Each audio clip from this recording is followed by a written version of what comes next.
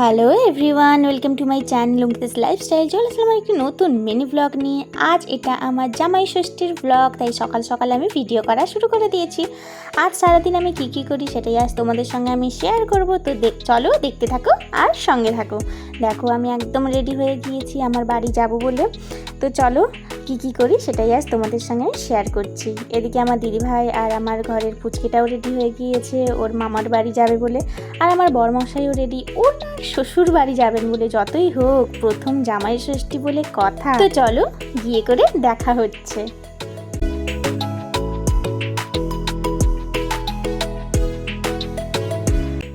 তো চলে আসলাম আমার বাবার বাড়ি। দেখো আমার বরমশাইকে ফোন নিয়ে ব্যস্ত, অল টাইম তার ফোন। তো চলো এদিকে আমার বরমশাই জামাই ষষ্ঠী শুরু হয়ে গিয়েছে।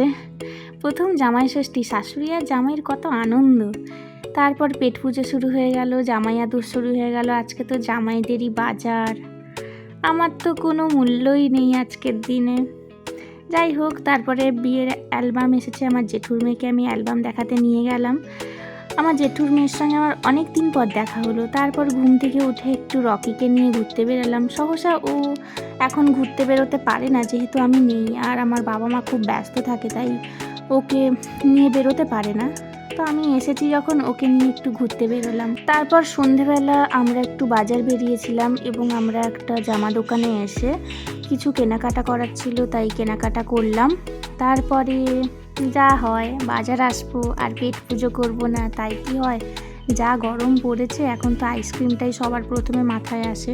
তো চলো আজকের ভিডিও এই পর্যন্তই। ভালো লাগলে একটি লাইক এবং চ্যানেলটি সাবস্ক্রাইব করে দিও। আজকের জন্য টাটা।